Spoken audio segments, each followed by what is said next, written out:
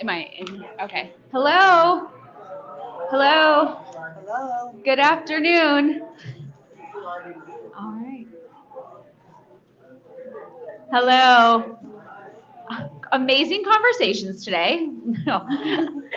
Thank you so much for being here this afternoon. This is Crossroads. This is a project of Interfaith Alliance of Iowa, and we meet every third Friday of the month. I'm Bridget Fagan-Reedburn, the Associate Director with Interfaith Alliance of Iowa. Again, thank you so much for being here to talk about changing the nature of policing for the better.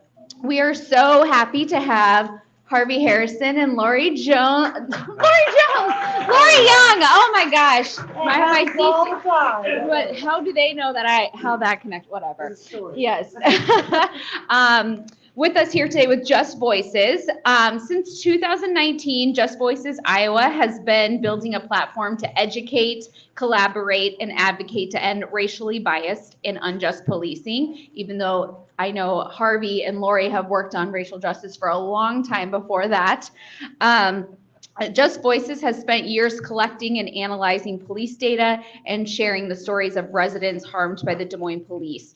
They also publish in-depth research on racially disparate marijuana enforcement and have chronicled the many protests during the summer of 2020 in Des Moines, the people's history. As a direct result of their work, together with others in the Racial Justice Advocacy Network, some key changes have been made to policing in Des Moines, but more work remains to be done. So I'm going to pass it over to Lori and Harvey. They'll speak for about 30 minutes, and then we'll have time for question and answer, and I will bring the mic around for that when that's time. So let's give them a round of applause.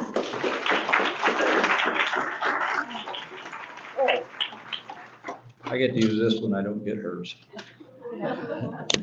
I'm going to be seated for some time, but I'll wander eventually.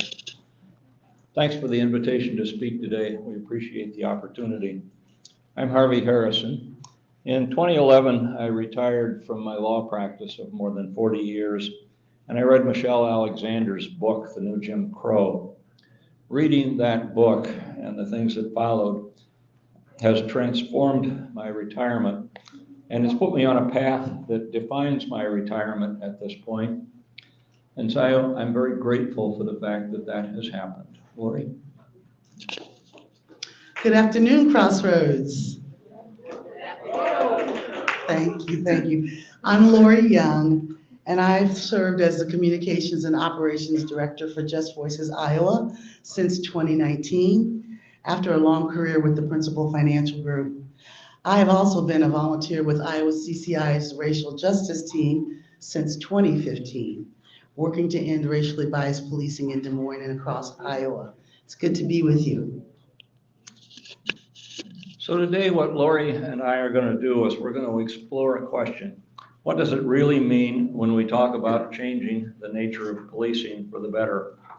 Our focus is and has been on the Des Moines Police Department and the work that we do to bring about change in that department. Here's what the consulting firm 21CP Solutions said at the start of its report about the Des Moines Police Department, a report that we were partially responsible for coming into being. This is the quote. We did identify some areas where the department can improve and enhance its performance. Indeed, in at least a few areas, those issues are significant and need to be addressed quickly. Today, we're going to look at the issues we believe reflect the need for change. We hope, as we always do, that you'll find the presentation informative, engaging, and that you'll leave this with a renewed sense of commitment to the work of ending racially biased policing in Des Moines and in Iowa. Lori? Bridget covered some of this, but I just want to introduce you to who Just Voices Iowa is. As she stated, we are a nonprofit that was founded in 2019 by Harvey Harrison, and our mission is to educate, advocate, and collaborate to end racially biased and unjust policing in Des Moines and across Iowa. So how do we do that? We do data collection and analysis. We've collected over 500,000 data points dating back to 2016, all about policing in Des Moines. We also collect the first-person stories of people that give witness to the lived experiences of Black Des Moines residents. And we also do in-depth research and publication of studies, such as the 2020 study of the 2020 protests, the People's History. You can find a lot more about Just Voices Iowa, see all the data, watch the videos and interviews and stories of those that have been harmed by the police on our website, which is www.justvoicesiowa.org. Harvey? I keep it. Not quite yet. Not yet. Okay. So we want to frame our presentation today, as we always do, based on these core facts. We in the United States imprison a larger percentage of our population than any other country in the world, including countries that we think of as repressive dictatorships. The people that we incarcerate are disproportionately people of color, primarily African American men. This system has been and continues to be based on a false narrative of Black criminality, and this narrative must be changed. It has been used as the engine for mass incarceration in our country, whereby we have moved from about 300,000 people in jails and prisons in 1970 to over 2.5 million today. And we have another 4.5 million people on probation or parole. The people who are imprisoned are primarily Black and male. Thanks, Lori. Iowa has approximately 3 million people total, and the Black population in this state is just less than 4%. And in spite of this, in all the years that we've been doing this work, 25% of our prison population in Iowa is Black. Iowa is frequently cited as a really, really good place to live. You see regular articles coming out. And we believe this is true if you're white. If you're Black or brown, however, Iowa and Des Moines specifically can be among the worst places in the United States to live. Racially biased policing is, we believe, one of the many reasons. The Black population in Des Moines is roughly 12% and has been that for many, many years. And consider this in terms of the issuance of citations and arrests. In 2023, 21% of all citations issued by the Des Moines Police Department were issued to Black motorists. 32% of all warning citations were issued to Black motorists in Des Moines. And 36% of all bookings at the jail were of Black, what they call residents. Lori? So there are the stats that Harvey just read. Next slide, please. Now let's talk about nationally. The killing of Black people by the police has not changed, unfortunately, since the murder of George Floyd in 2020. And this is where we're going to start today. National data shows that the number of killings by police around the United States and the racial disproportionality has not improved. The chart that you're looking at was produced by Statista. It shows no real change over the last 4 years and the continued disproportionality of the killing of Blacks and Latinos by the police.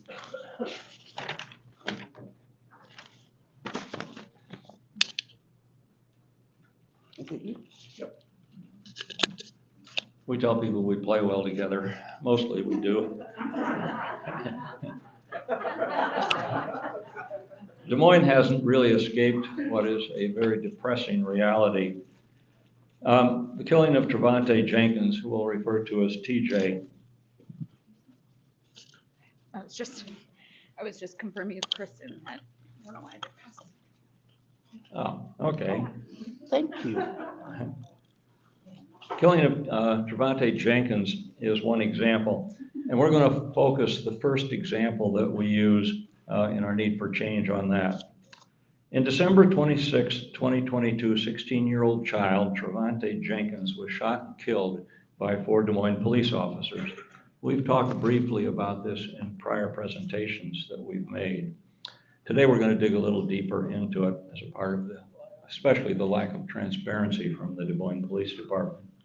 It's also an example of a failure of de-escalation and a failure to fully implement the promise of the Broad Lawns Crisis Intervention Unit. What you'll hear as we move through the summary is drawn from the pleadings that were filed in the federal court in a lawsuit that's been filed by TJ's family. Here's the story. On December 26th of 2022 at approximately 12:27 a.m., TJ's stepfather, Curtis Woods, made a call to the City of Des Moines Emergency 911 number. And during that call, he stated that TJ, a 16-year-old boy, was outside of his apartment at 400 East McKinley Avenue in possession of a handgun and had earlier pointed it at Mr. Woods.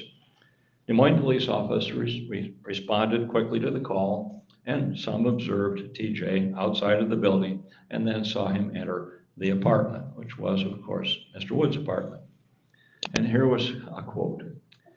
Two officers ran into the apartment that TJ had entered with their handguns drawn, pointed them at TJ and shouted repeatedly at him to drop his handgun. Different officers entered the apartment by breaking a glass door behind where TJ was standing. The two officers entered the apartment in this manner, and they also drew their guns. The officers moved to within 3 to 6 feet of TJ. They continuously shouted at him to drop the handgun and shined lights into his eyes. In the pleading, TJ is reported to have made rambling comments about his older brother dying recently and stating, "I want to die." He also said that he would put his gun down if the officers would turn off the lights they were shining on him, adding, "Just turn the lights off. I know you, I can talk to you," pointing at one of the officers. This encounter ended in less than 4 minutes when TJ moved his gun. One of the questions that will be determined as the case moves forward in the courts will be whether or not he pointed the gun at the officers or not.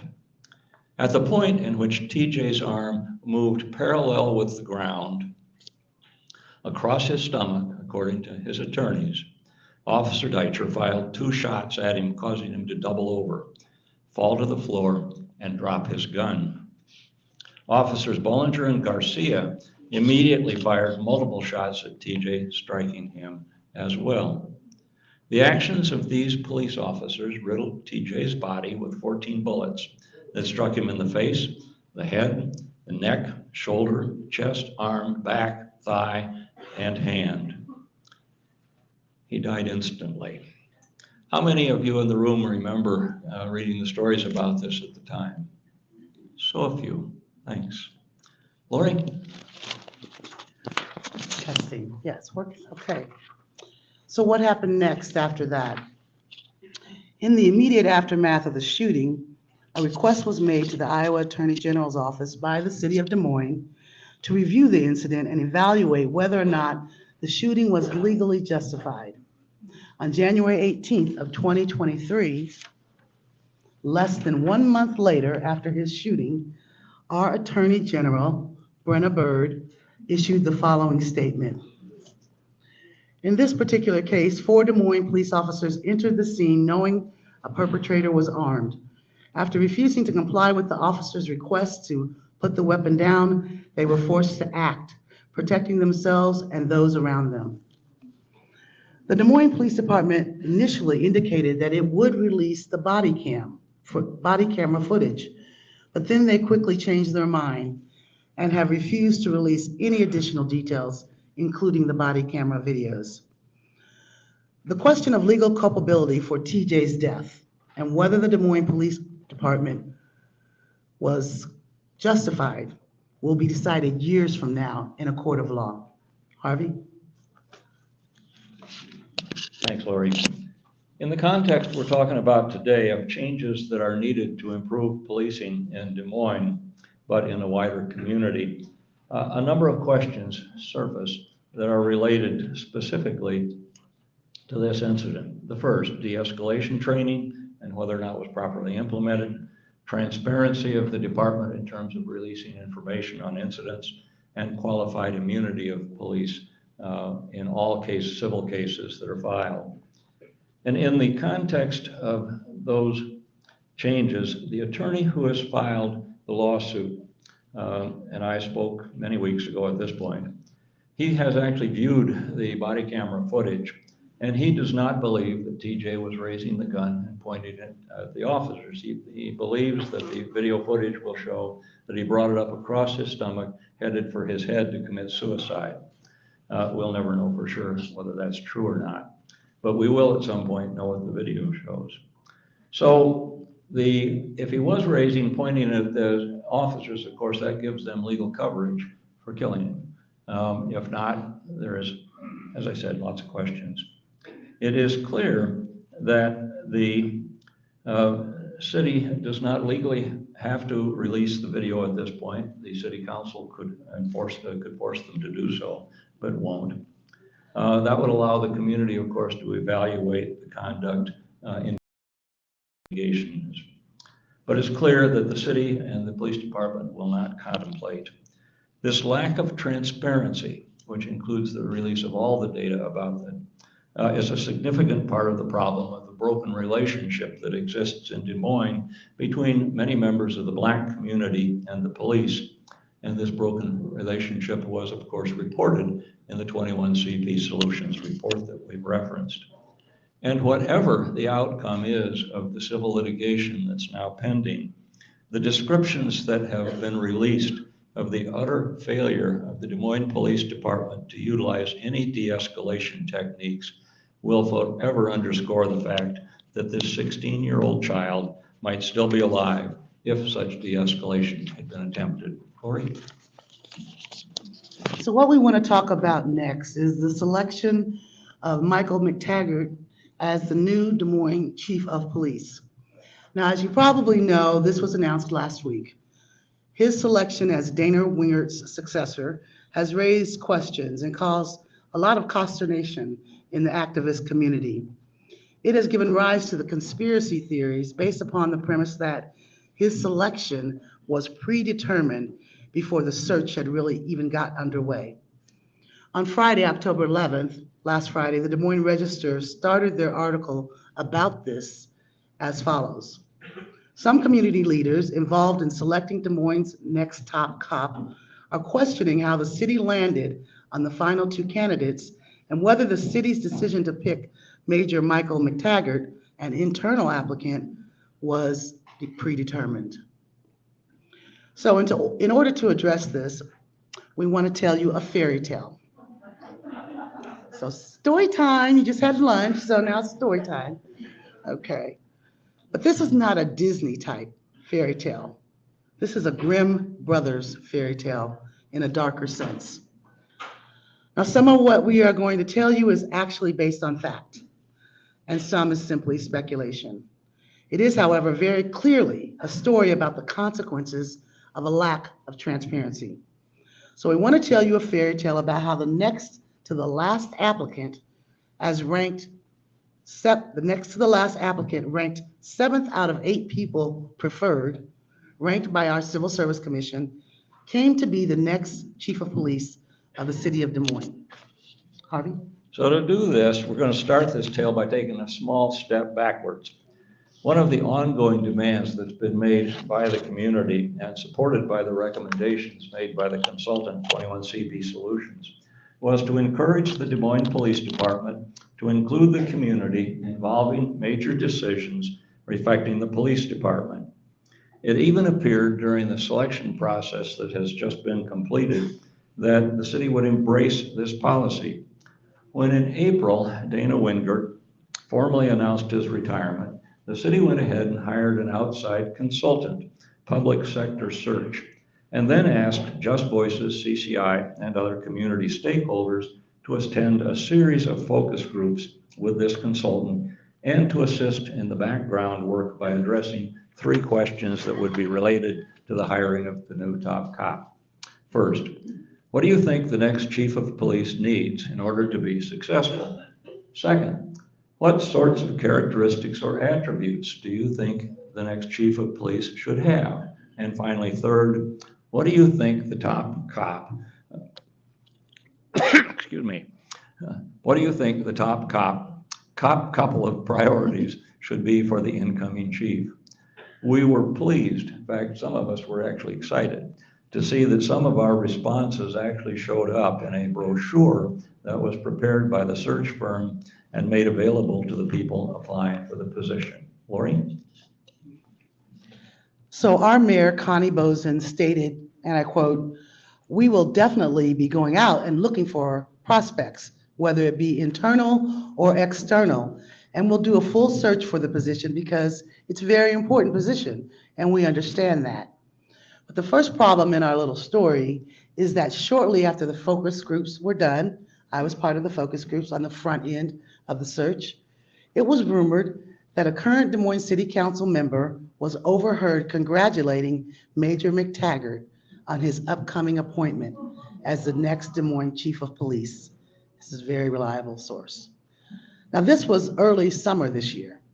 In and of itself, this would not be a big problem because under Iowa law, the Des Moines City Manager has the legal power to appoint the Chief of Police, subject only to the Civil Service Commission's approval and approval from the Des Moines City Council.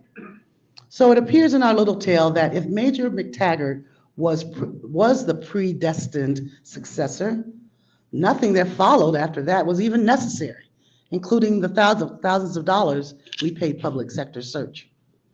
The search process generated responses from 20 applicants, according to our city manager. Now, the names of these applicants were given to the Des Moines Civil Service Commission, and 8 of those applicants became the semifinalists.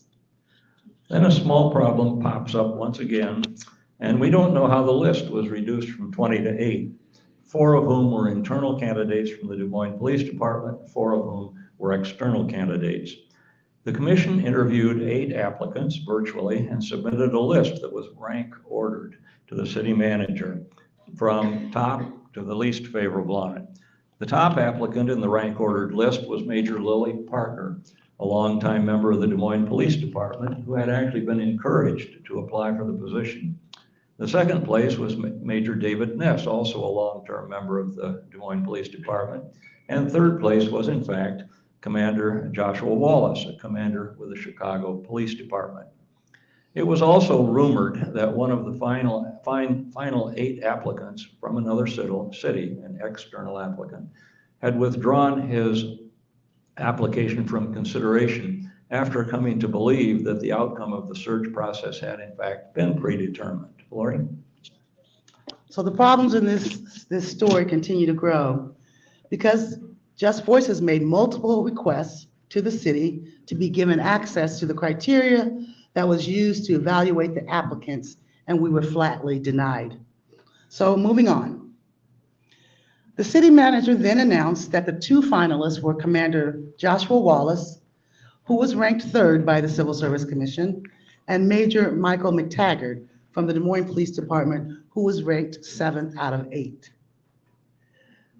The city manager then invited a community stakeholder panel, whose names you can see on the screen, to participate in interviewing with the 2 finalist candidates.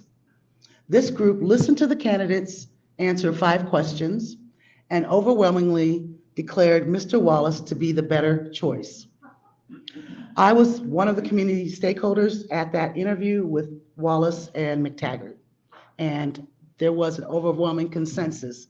Wallace was a stronger candidate for many reasons.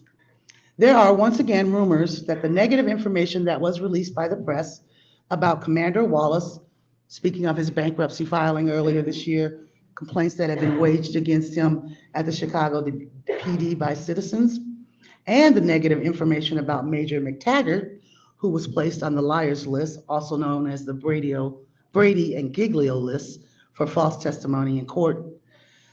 All that information had been available to the city manager during the entire selection process. So yet these are the 2 that he considered to be the best finalists. In any case, Michael McTaggart was quickly appointed and sworn in as the new Des Moines Chief of Police, we believe informally on October 7th. His appointment was unanimously approved by the Des Moines City Council on October 9th. This process has raised a number of questions from Des Moines community members. How is it that the selection of a future chief of police gets down to the final two without any apparent background checks if those were missed. In other words, if the city knew about Commander Wallace's past misconduct and his current financial difficulties, bankruptcy, why did he make the list at all? And why was McTaggart included as a finalist when he too had elements of misconduct in his background? Why did retiring Chief Dana Wingert insist on being a part of the interview process? Was it because he wanted a close colleague and associate to follow in his footsteps? Was the release of negative information about Commander Wallace after he had been designated as the number 3 finalist a cause, or had this information been known throughout the selection process? No explanation has been provided as to why the candidates numbers 1 and 2 by the Civil Service Commission, both long-term members of the Des Moines Police Department, were not selected. I'm going to come back to that in a minute. As with TJ's story, the details of McTaggart's appointment that are known give rise to questions that simply would not exist if, in fact, the entire process of selecting Dana Wingert's successor was open to public examination. Lori? And this is important because of the ongoing lack of trust experienced by many people about the Des Moines Police Department and city government in general. This lack of trust has a very direct and serious consequence on the operation of the police department. For example, it appears to be common knowledge that obtaining cooperation from the Black community in solving crimes is frequently impossible for the Des Moines Police Department because the Black community simply does not trust them. The need for transparency and engagement was included in the recommendations made by 21st Century Policing Solutions in their study of the Des Moines Police Department. The report said DMPD and Chief Wingert should consider a formal initiative to reboot official communication structures and systems to develop a good working relationship with community groups that helped prompt this assessment. Such formal trust-building exercises can improve both police-community relations as well as address challenging issues of community concern before they develop into more challenging problems. This effort can be a specific initiative that lives within a strategic plan for community engagement in policing. Harvey? And I'm going to go off script at this point for something that just came to us as we were starting this process. But so one of the things that I draw from all of this, and it is the question that we posed at the start of this, is what is it that's needed in order to improve Des Moines policing? And clearly, additional transparency is one of those items. And here's the place that goes off script. At the same time that Dana Wingert submitted his notification that he was going to retire, you may or may not recall that Scott Sanders, the city manager, also submitted his resignation. And then a week went by and he withdrew his resignation. I would have enjoyed seeing one of my staff people try that with me, but nonetheless. I was told before we started this meeting that as of today, Sanders has in fact announced his retirement immediately and that his appointment has already been made. And needless to say, that certainly adds fuel to the fire of speculation as to whether or not there was a predetermined outcome, i.e., the logical conclusion that me and many of my colleagues in the activist community will make about that information is that Sanders stayed on specifically in order to appoint McTaggart as his successor. And we will probably be following up with document requests to see what we can find and see if that is true or not. In all conditions, it drives home the point that we started attempting to make, which is the transparency of our public officials and the Des Moines Police Department needs to be seriously improved.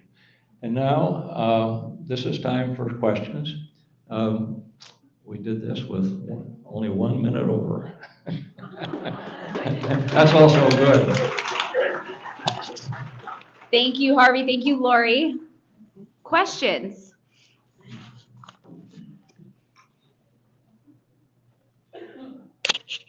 Well, you answered my questions about the transition from Dana to McTaggart, but have you been involved with the process long enough to look back before Wingert became chief and what kind of transparency and other things were going on during Judy Bradshaw's time as chief?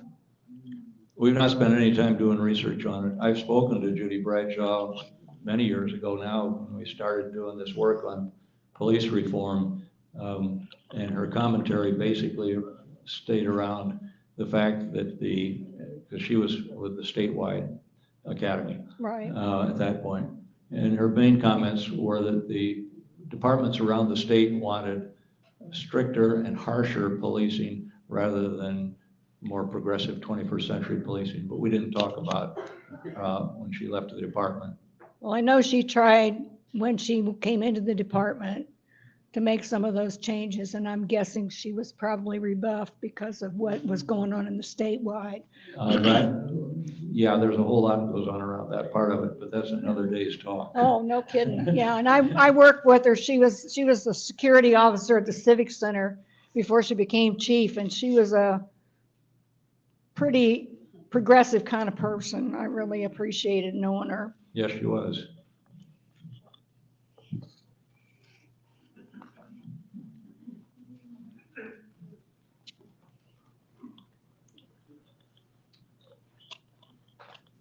Hi, Jim Holcomb.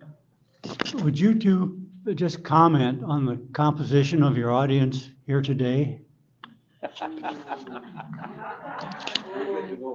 Oh, okay.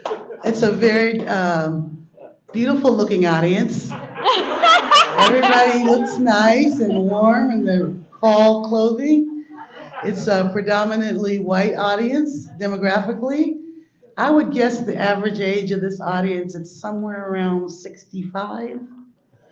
I'm talking about averages, don't get upset.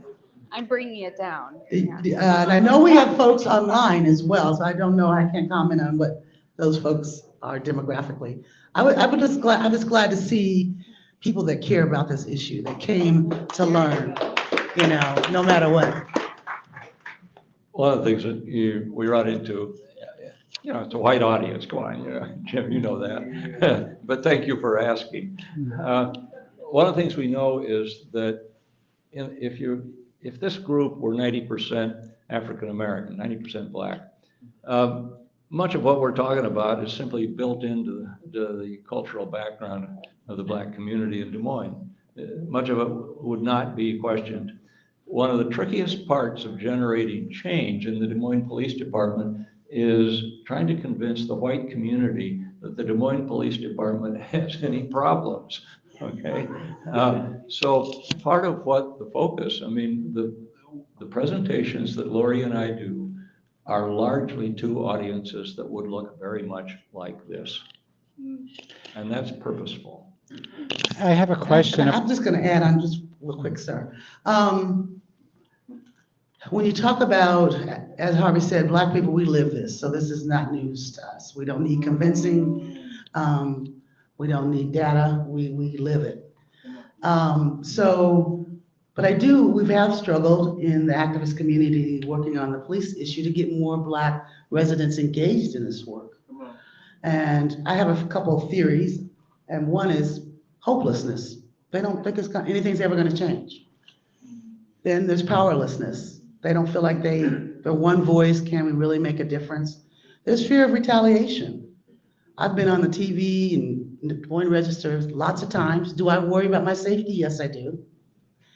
If I was working for corporate America, I don't think they would like me talking so much about police reform and racism.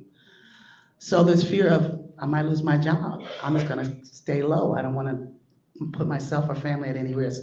So there are factors, but we have to have courage and we have to have hope. And that's what keeps me going.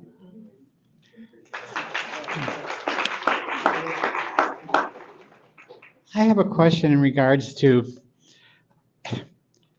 when I look at the Des Moines Register's reporting, it raised a lot of suspicion right off the bat for any reader. But at the same time, I'm also wondering, it seems to me like a lot of of appointments that I've been noticing, they're ignoring our civil service recommendations. I know there's problems within that, that can be just political also. But when those people in power are ignoring the civil service organizations that they have set up to make decisions that are better thought through, I guess it really raises questions in my mind. And I'm wondering if you're seeing a pattern in that throughout various areas. What Just Voices does is pretty strictly and narrowly limited to Des Moines police reform. So the answer is we don't really study the Civil Service Commission overall.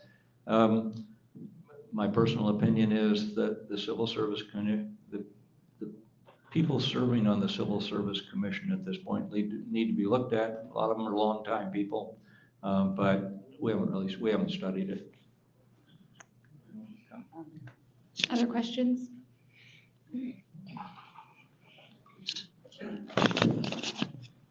Well, I guess I will add a little bit of something. It just strikes me as odd in this police chief search that the Civil Service Commission interviewed the 8 semifinalists, ranked them, gave their ranking to the city manager, and number 7, McTaggart, got the position. And the community stakeholders that participated, there was about 12 of us, in the finalist interviews, gave our overwhelming endorsement of Wallace. But ultimately, the city manager has the authority to pick whoever he wants.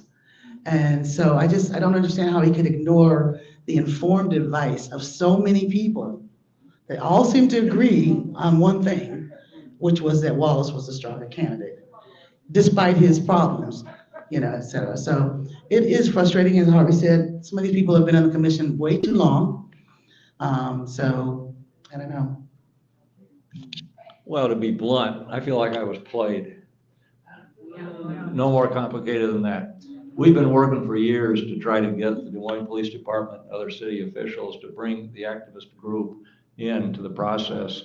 And then the 21 CP recommendations, great report. If you're interested in this area, take a look at it. They had strong recommendations about the need to rehabilitate the relationship between the Des Moines Police Department and the general public, or the Black community in Des Moines.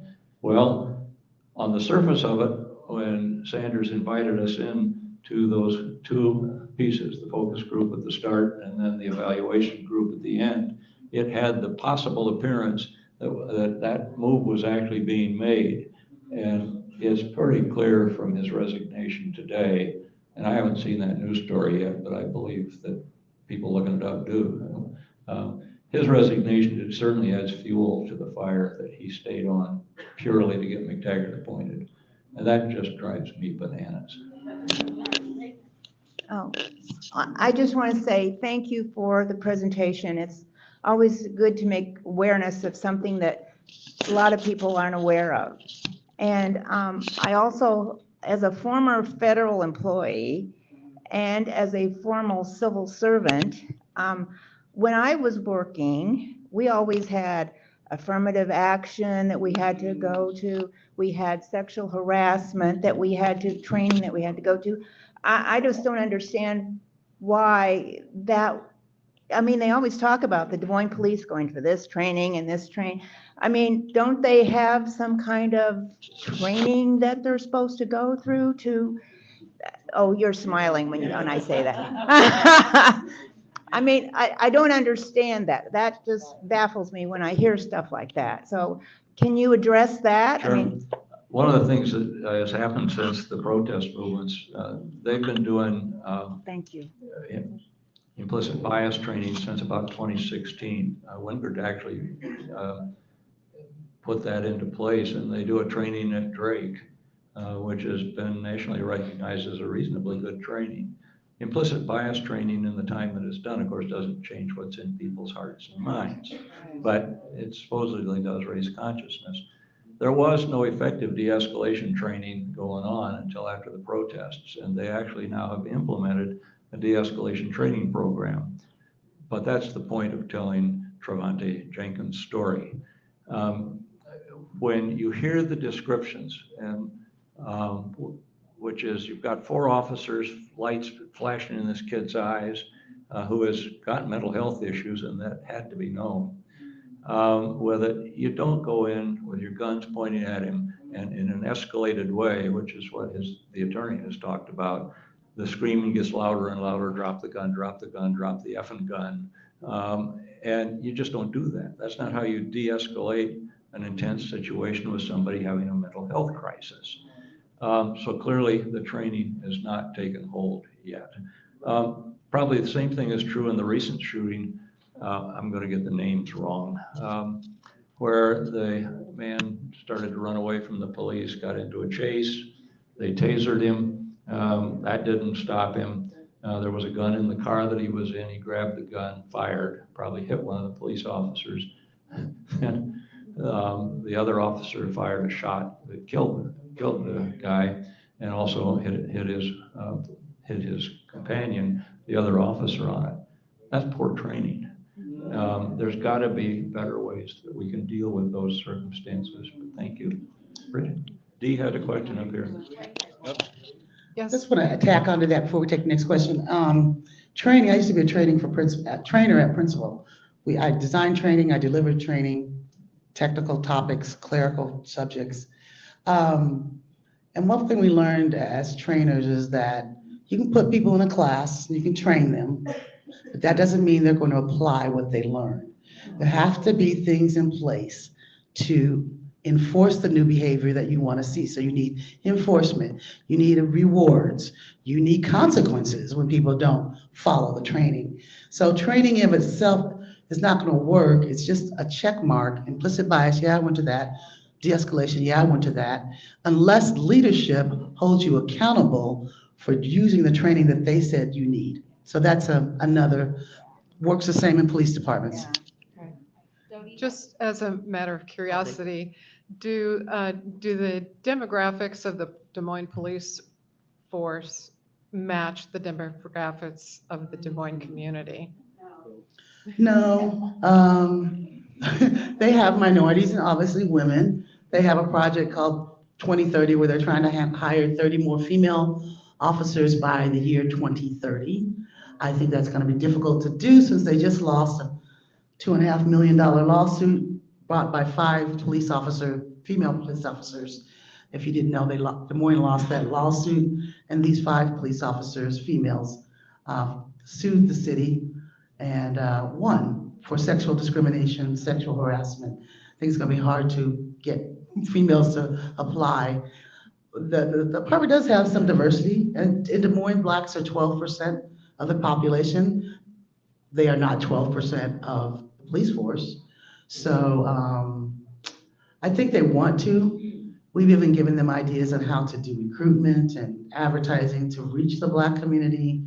They haven't really taken our advice, so it could be more diverse. And I think, the existing officers need training in cultural competency. Just the way blacks interact, lead their lives, socialize.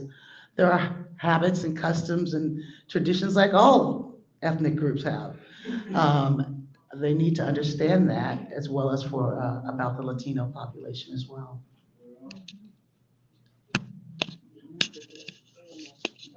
You can go. Oh, okay. I think Lori partly answered my question, but another person had asked about Judy Bradshaw. And if my memory serves me correctly, and if anybody knows differently, please do correct me, but I remember one of her main objectives when she was assigned to go out and train at the police academy was to emphasize de-escalation. But as you pointed out, yeah, they can check it off, but if no one who's in the command position is making sure that they follow through, here we are. I want to take a step back too and make sure people are clear on something. Policing is inherently dangerous, and if somebody pointed a gun at me and I had one, I hope I would shoot first, okay? But the training has to be, how do you not get into that position as best you can? And that's where I'm commenting. If the man who shot at the police was asking to die, I mean, you got to be clear with that. Bridget? Harvey, I want to just make a non-paid political announcement. Just Voices deserves our support because we're part of the power structure sitting here. And I know that you need money, and because money funds everything today. We can say whatever we want to. And I'm just making a pitch to this group to say, tell your friends, if you have money, send them money, they need it. And the work that they're doing is not, it is certainly not work that I want to take on that power structure, because even though I have white privilege, I worry about what kind of retribution might be sitting out there to be taken when people are as exposed as the two of you are. Having said that, go to town. Thank you very much. Couldn't have said it better. Oh. I got it. Well, while Bridget's walking, I want to do one other piece. I assume all of you are familiar with the programs that have been created with the mobile crisis intervention units out of Broadlands, okay? Broadlands worked for a long, long time, and a group called AMOS, a metropolitan organizing strategy, worked with that for a long time, and have got those units in place. And so a part of what should go on at this point on any call in is there should be basically a decision made by the dispatcher who has a mental health worker sitting with them as to whether or not this is a situation that would require mental health services without police or would require some combination. And I will tell you that in talking with the people at Broadlands, it's 1,300 calls in 1 year, I think in 2023, involved that kind of evaluation. They're really happy with that part of it, but it's got a long ways to go. It needs funding. There's got funding issues about it. You've got, how are you going to keep the mental health workers there 24/7? So there's a long ways to go with making it go. Yes, sir. I was curious if there are numbers that compare what Des Moines pays out in court settlements and in judgments compared to other cities. Not that we've seen. We keep track of it. We're now up to, since January 1 of 2018, the total cost of judgments and settlements plus third-party attorneys that were hired to help defend is $9.2 million. You've got 2 more lawsuits that haven't been settled yet out of the 2020 protests. Who knows where those will go. Civil litigation against police, you know, I mentioned on the family with the Travante Jenkins case, you've got this problem with what's called qualified immunity of police. So basically, there's a much stricter standard in civil courts. If you're going to sue the police, you've got an extra barrier that most people wouldn't have on some civil litigation. So it'll be, and a couple of the lawsuits that Gina Messimer brought and one other lawyer brought out of the 2020 protest got dismissed on qualified immunity grounds. So we got 2 more to go. Whether we'll make $10 million in settlements and judgments that could have been used to help house homeless people, we'll see. I have a question from online, just to follow up. Did the female officers remain on the Des Moines Police Department? We don't know. I don't know. We don't know. Our apologies, we'll find out.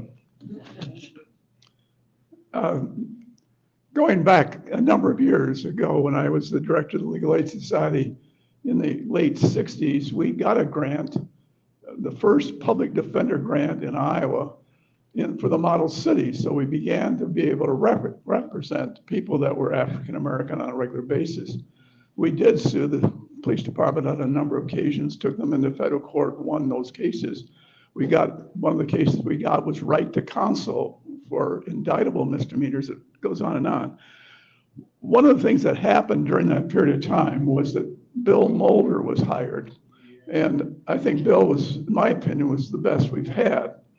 He did bring about major changes in policing, but one of the things that he told me was that he constantly had to deal with the police union in all the types of training that they would do. There was always the union in the background that was doing the opposite thing.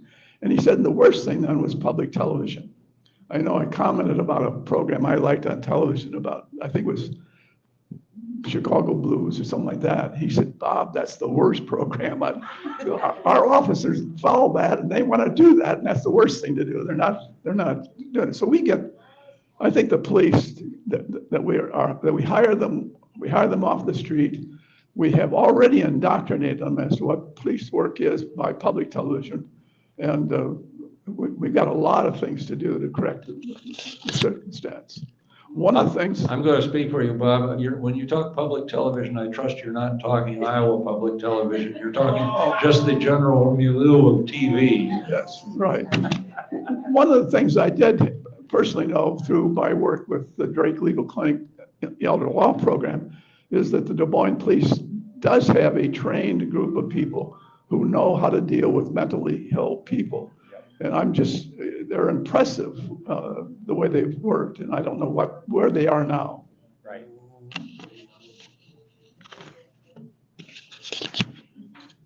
It's my belief that when we worked on the Amos committee that got the mentally, through Broadlands, that Not able to hear? No, that was somebody on the phone. can't hear, No, keep going. Keep going. that they are off at midnight, that permission was given for 2 shifts. But if this call came at 12:32, and if one of the questions was, do they have a gun? That would have eliminated the mental health person going out. I agree. Yep.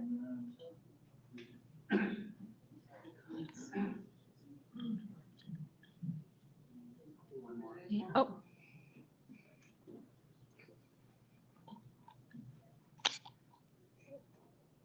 It amazes me what we expect of the police. They should be one of the most highly educated people in our society. How long is the training for a police officer? 38 weeks? Or something like that? I don't remember specifically, but there's an extensive training process. Yeah. And they go through the Des Moines Academy. I know, they go through the Des Moines Academy, but I think, yeah, if I'm remembering correctly, I think it's like 38 weeks. That's probably right. And, I'm the son of a cop, of a state patrolman. In 30 years, he never fired his gun. He caught 2 mass murderers. He talked, I got two guys down who had already killed a cop and had taken over, had gone into a farmhouse and hijacked a farmer and his wife, talked them out. I don't understand why this can't happen today in today's world. And, we expect a lot of a policeman. We expect them to be a family counselor. We expect them to be a health aide. We expect them They for may all be this. having a hard time hearing you. You might want to pull that thing up closer to your chin and yell. Okay, thank you. But, we expect a lot of them, but we don't give them, I think, all the training they still need. Someplace we're missing that boat. Just in response to that, I think we ask a lot of teachers as well. We want them to counsel, nurture, teach, don't touch the child, all of that. Yeah, the expectations are high. So people need to go in there with that expectation. But you could be a cop with a high school diploma and start out making $70,000 a year. Training is not only at the academy when they start, but it's ongoing supposedly. Now the Des Moines Police have to do an annual implicit bias training. So you don't go once and you never have to go again in your career. You have to go every year. You have to go every year and get de-escalation training. But the quality of the applicants, we live in a much more violent world, the proliferation of guns, all of these things are factors, but I definitely agree with you that we do demand a lot of them, and I, for one, wouldn't want to be a cop, but I don't know how to, but thank you for that comment, yeah. One of the things you'll see in the 21 CP report, in point of fact, is they did a good job of interviewing a broad range, including police officers, and they did some of those, not some, they did most of those interviews anonymously. And one of the comments that shows up in the report is the police officers themselves talk about increasing demands made upon them with not necessarily increases in pay and stuff. It has become a more and more complex job to take at this point. There's no question about that. It's tough. And the proliferation of guns in our society is just criminal. Last question here. Last question. Hi, my name's Luann. I have a bit of a background. I'm retired military police. I was a civil servant, that type of stuff. And we are one of the few countries in the world where when the police go through training, their emphasis isn't on protecting, I'll just come right out and say it's not protecting the public. It's pretty much protecting themselves in self-defense. We have to turn that on its ear nationally. So let's start the conversation there. Most police departments in the world, they have to have a college degree to even take a look at a police application. Then they go through with a college education and then go through law enforcement training. That makes a world of difference. So I appreciate what's going on and what people are trying to do, but I think we have to go back to the starting gate.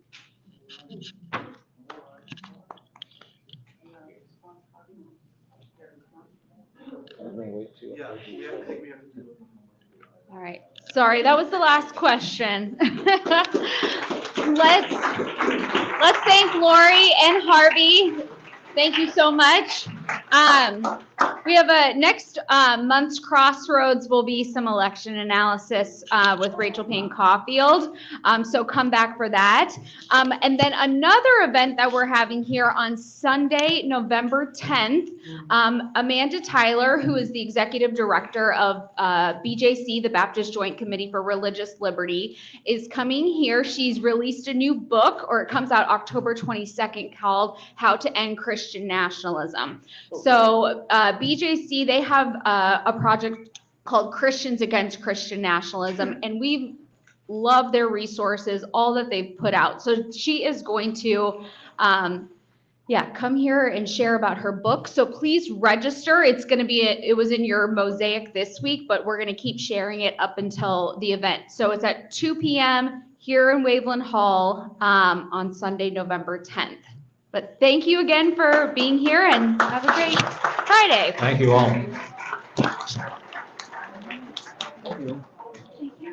Thanks, Bridget. Yes. Sorry about the mic. I thought you had two wired mics. And then we had to do one. Oh, okay. Sorry.